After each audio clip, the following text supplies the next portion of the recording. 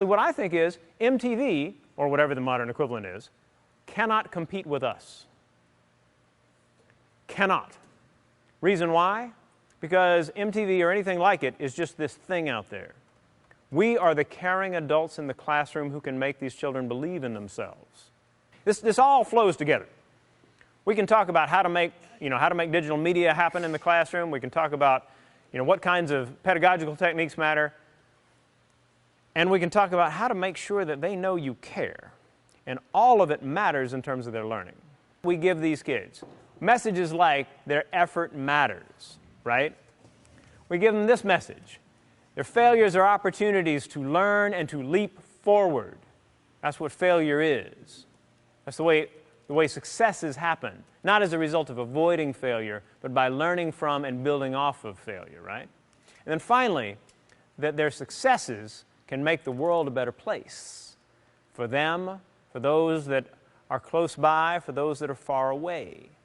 What we need is for them to look at what we give them and say, I can make something happen with that. And it is on us to convey to them why that is possible.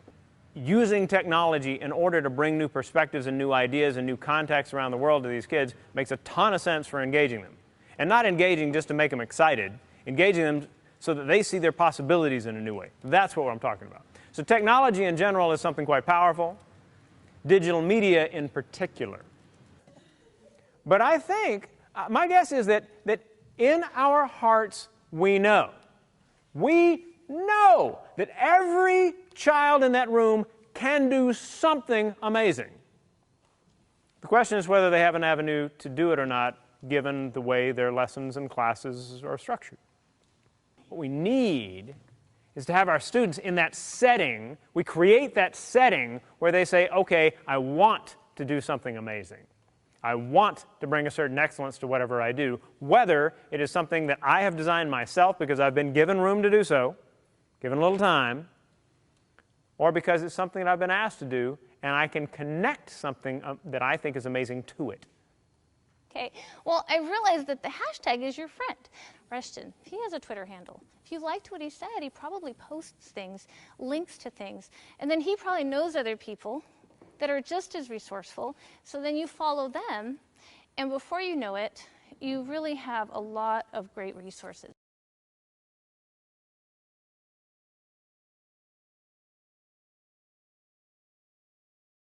And being a part of school in urban communities where there are families that have lower incomes. So our driving question is, how can we as marketers design a marketing campaign to spread the word about the value of health and nutrition to our community?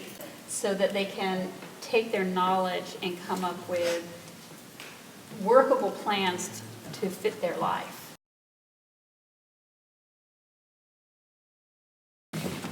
We are focusing on third graders here, and our driving question is, how can we as career counselors create a career fair for students to learn about important careers in the community?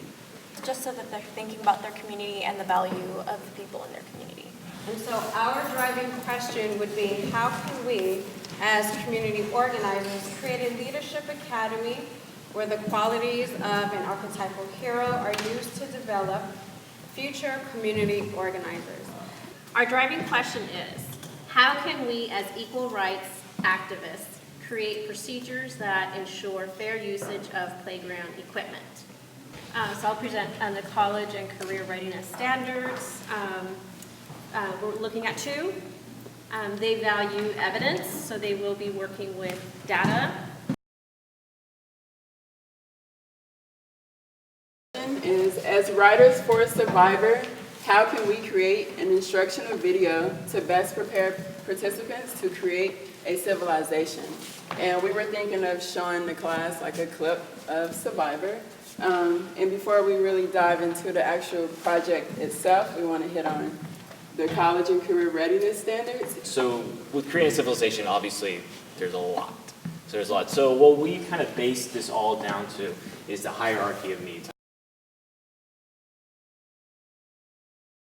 So based on these items, this is going to serve as what they're working toward and eventually actually work as their rubric to what they need to achieve.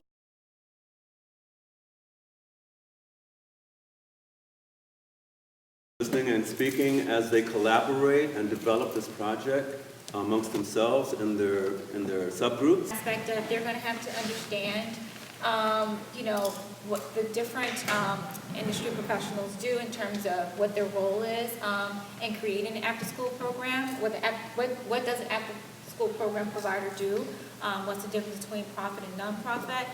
Who are the decision makers when it comes to generating funding, and what are the different aspects available?